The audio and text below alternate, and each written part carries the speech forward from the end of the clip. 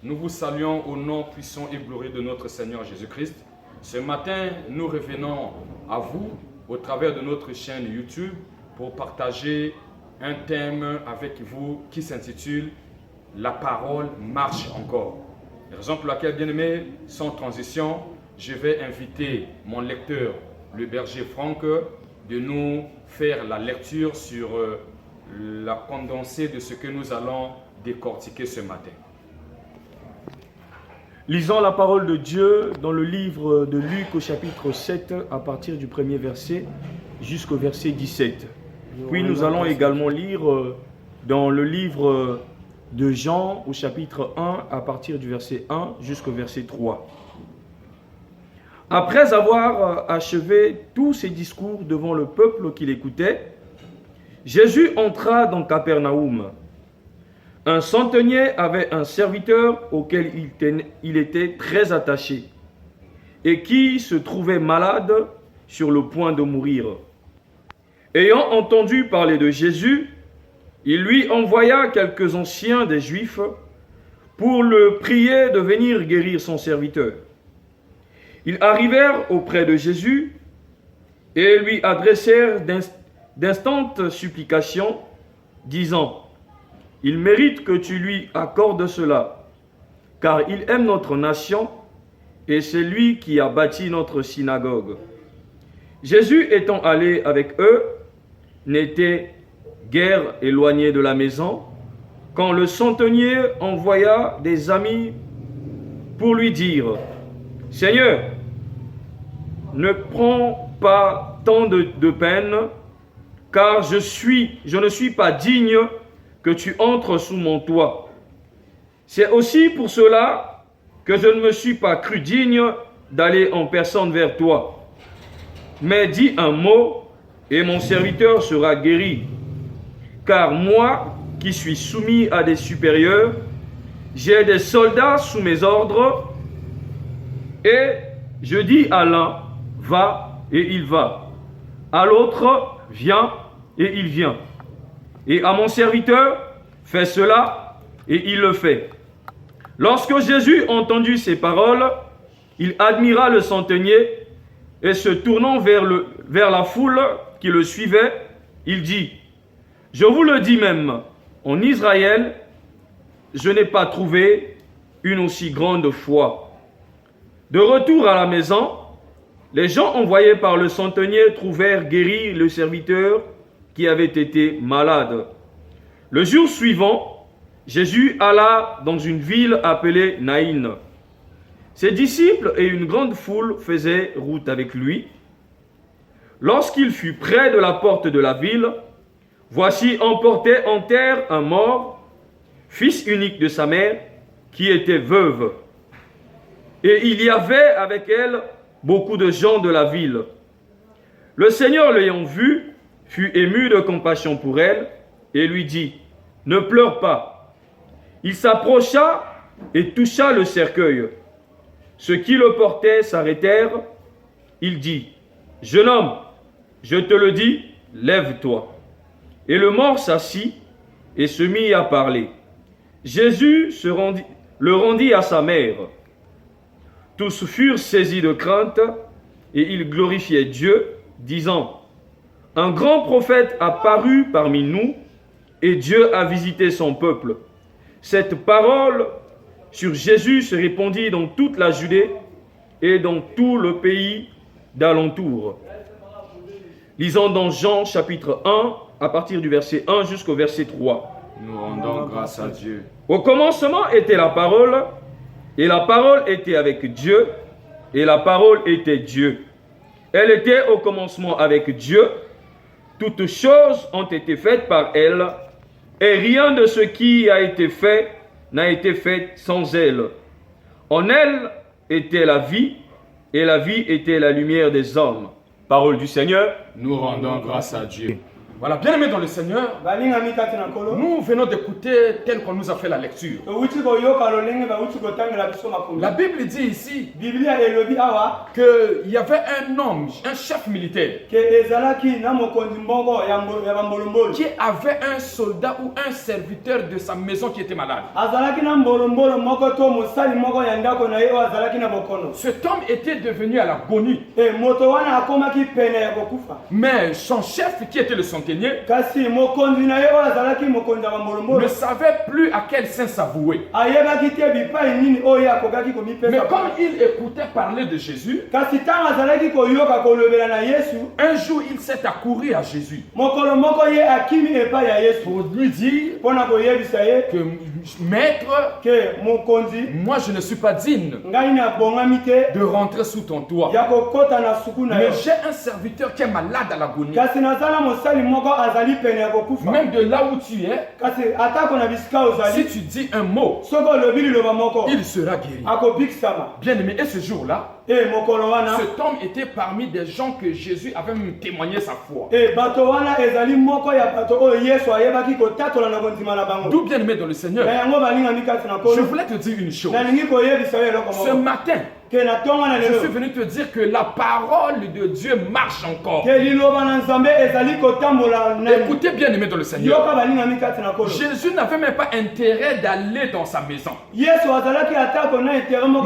voyant la foi de cet homme qui était le centenier, Jésus a témoigné sa foi devant la foule qui était là, en rendant seulement témoignage de la foi du centenier.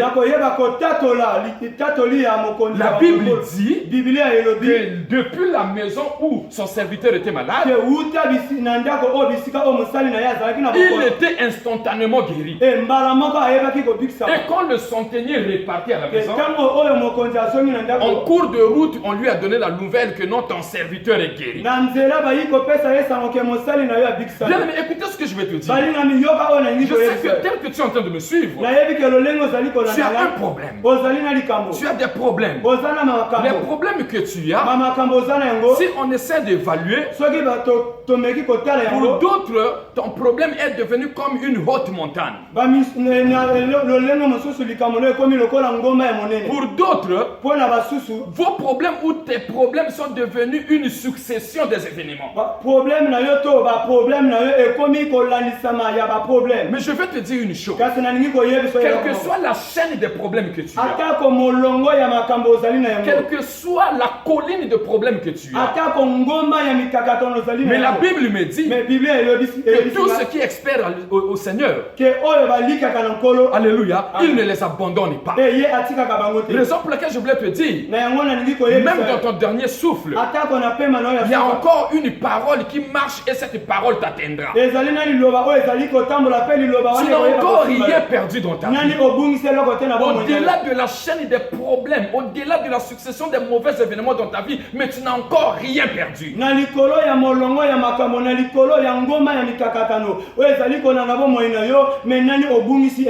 Ce jour-là, la Bible nous parlait dans le livre de Luc au chapitre 7.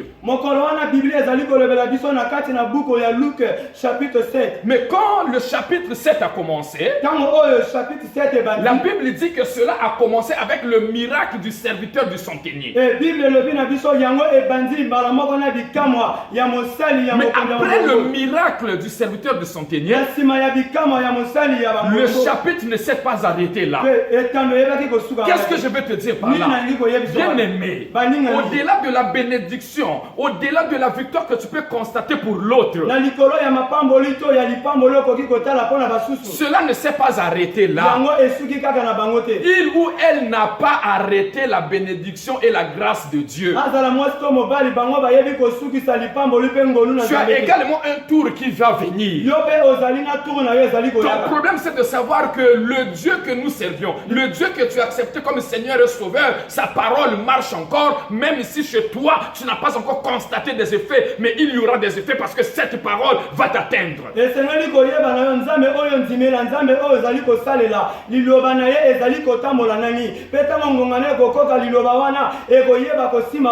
La Bible nous dit, après la guérison du serviteur de centenier, Jésus-Christ est descendu à Naïn, à une ville qui s'appelle Naïn. Et là-bas, il y avait une veuve qui était restée avec son fils unique, et c'est le fils unique qui était mort.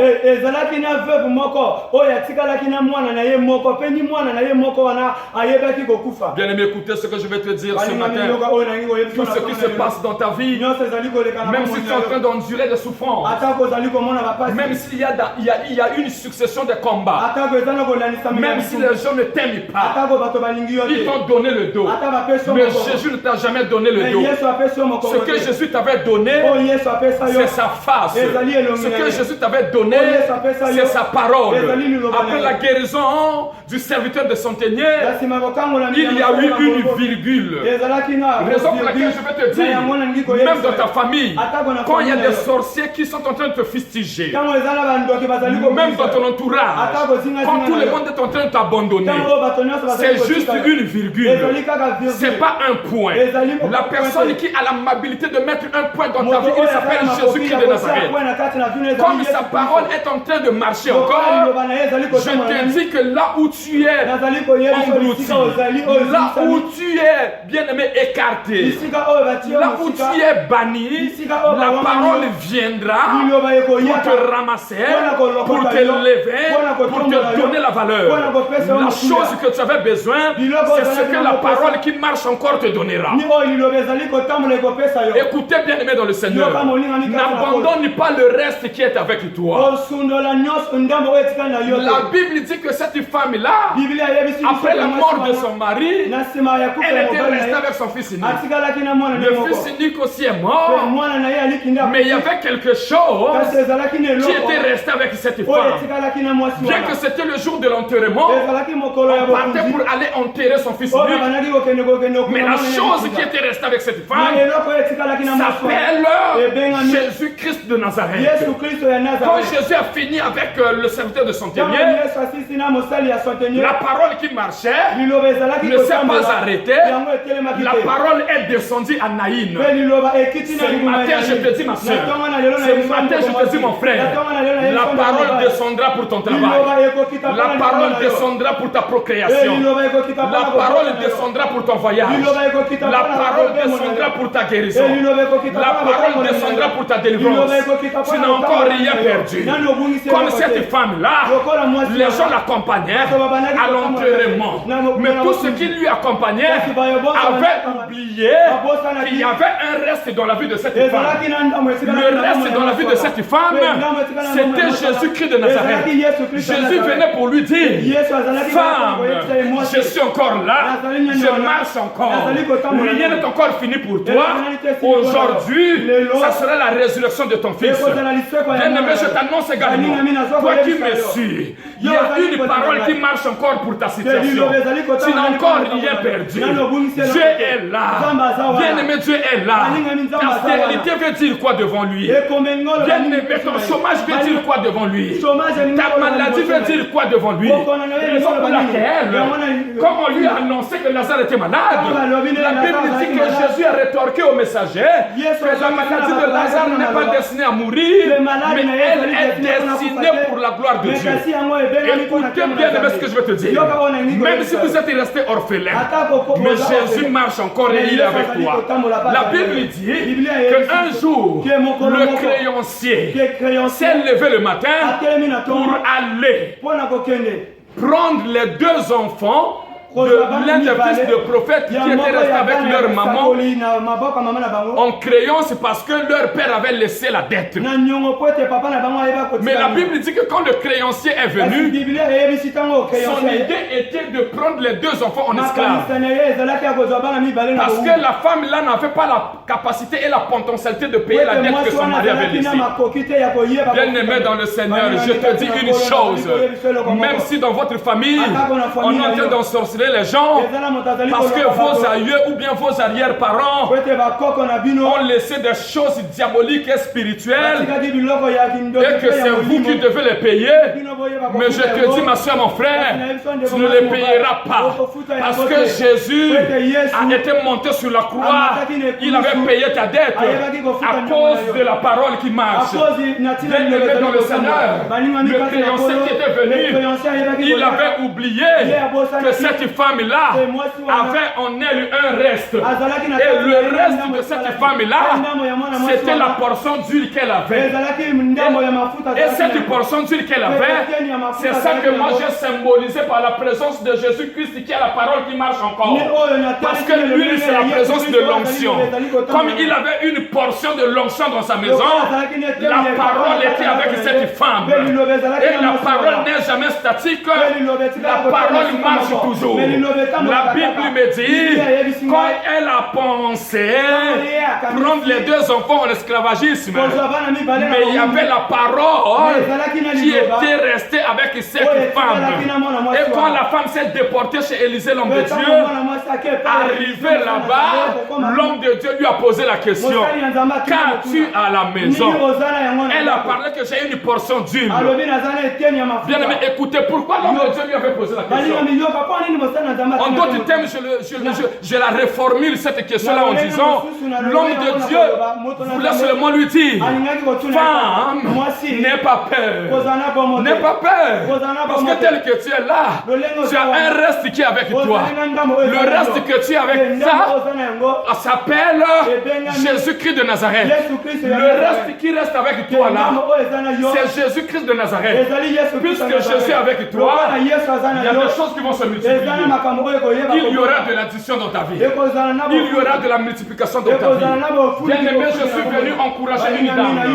Je suis venu encourager un monsieur. Écoutez mon frère, ma soeur, de partout où vous nous suivez, je te dis que Dieu n'a pas besoin de ta race, Dieu n'a pas besoin de la couleur de ta peau, mais Dieu a besoin que tu l'acceptes comme Seigneur et Sauveur, et la parole qui marche marchera pour ton problème, la parole qui marche marchera dans ta famille, la parole qui marche marchera dans ton entreprise, la parole qui marche marchera dans ton commerce.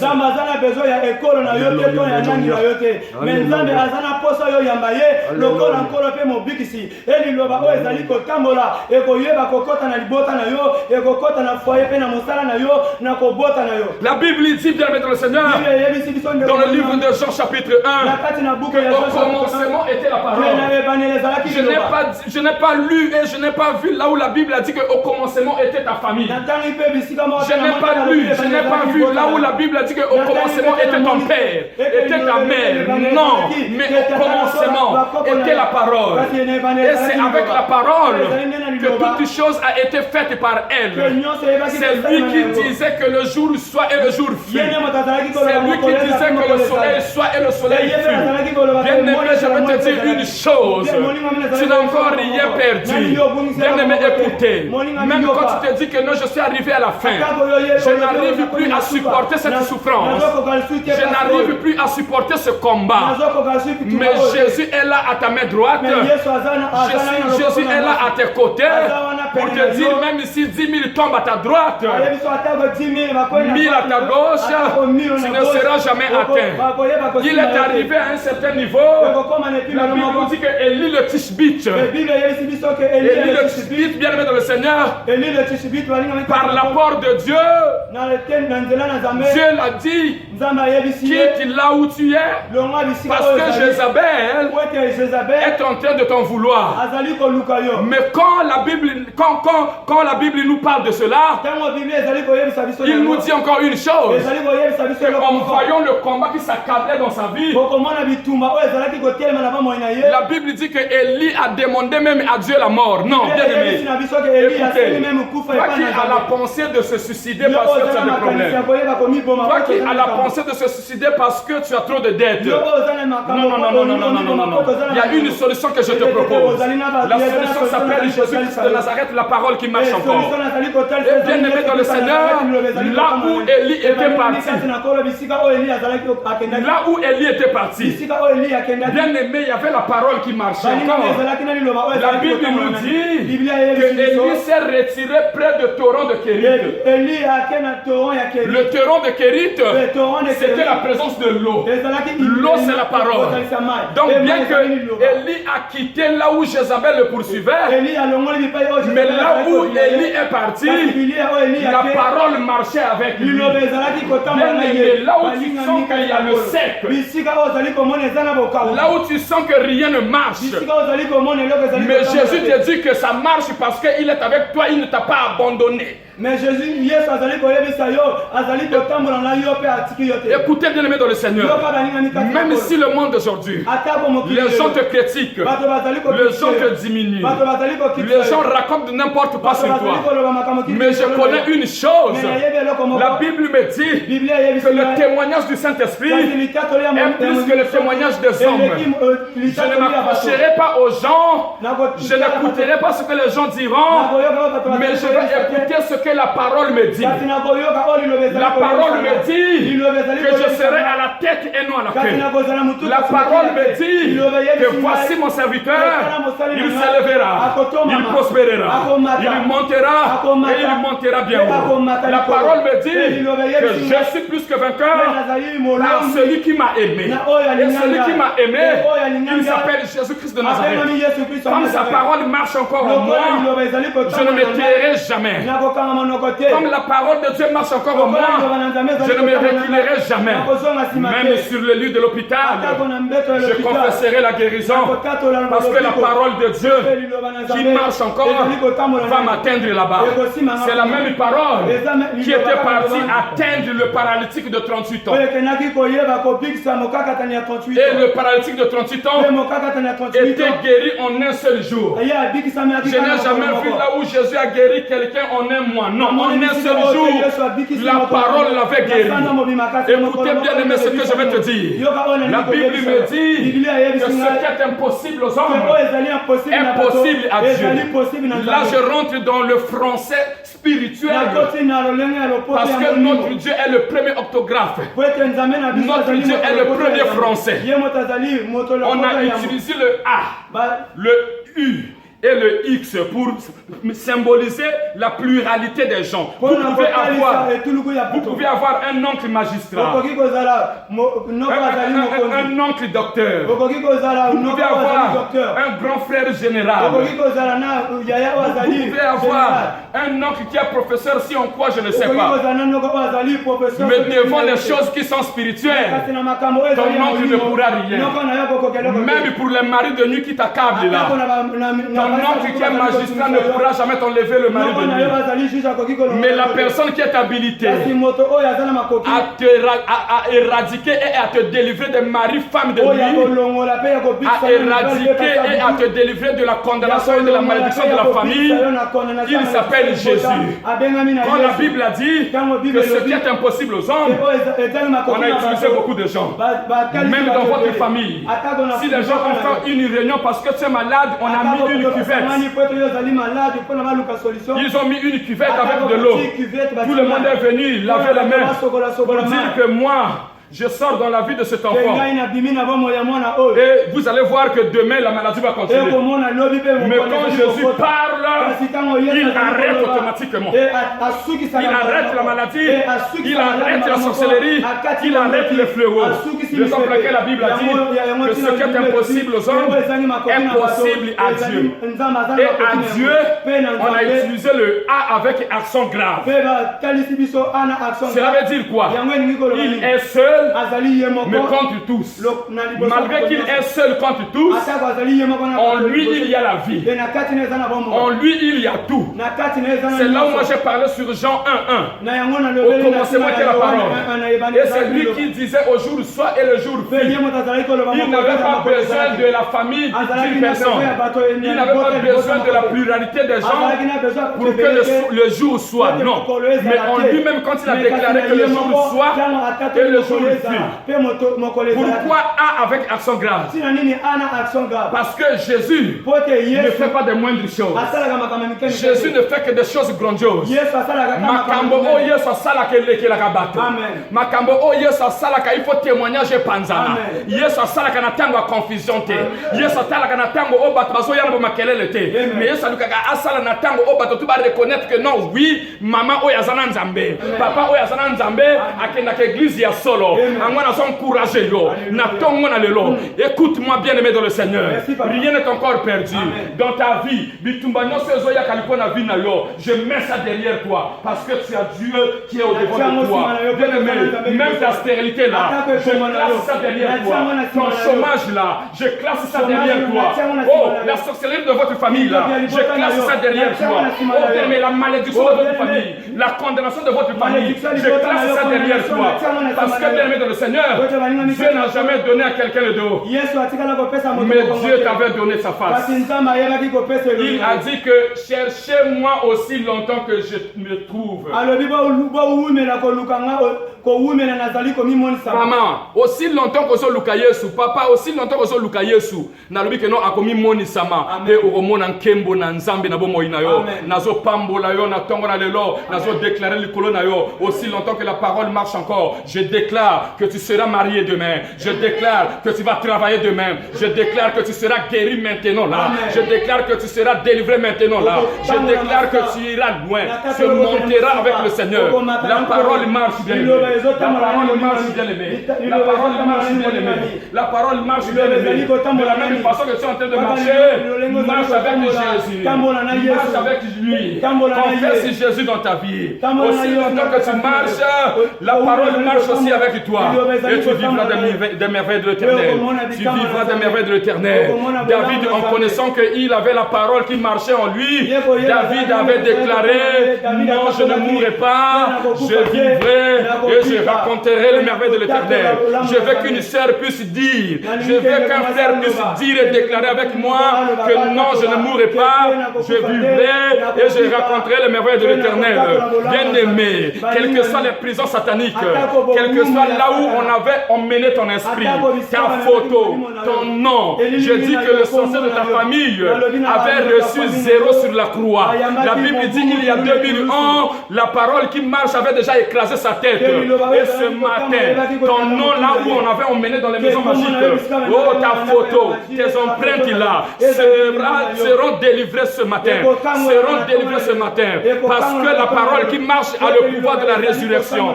La parole qui marche a le pouvoir de la restauration. La parole qui marche a le pouvoir du rétablissement. La parole qui marche a le pouvoir du restitution. Raison pour laquelle, bien aimé dans le Seigneur, je déclare que la parole est venue relâcher quelqu'un. La parole est venue relâcher quelqu'un. L'âne qui était attaché sous l'arbre ne savait pas qu'est-ce qu'elle pouvait faire. Puisqu'il y avait la corde qui était là, elle ne pouvait pas aller loin. Mais puisque la parole marchait, la Bible dit, Jésus a recommandé à ses 2 disciples, avant qu'ils entrent en Jérusalem, d'aller détacher l'anneau qui était attaché. Bien aimé, je te dis, quel que soit là où on a attaché ton nom, quel que soit là où on a attaché ta santé, quel que soit là où on a attaché, bien aimé, ta procréation, quel que soit là où on a attaché, bien aimé, ton travail, la parole marchera jusqu'à ce lieu et ton travail sera détaché. Oh, ta procréation sera détachée. Bien aimé, ton mariage sera détaché. Que mon Dieu vous bénisse, que mon Dieu soit avec vous, que la parole continue de marcher avec vous. Dans le nom puissant de Jésus-Christ de Nazareth, nous déclarons ensemble Amen. Nous acclamons le Seigneur.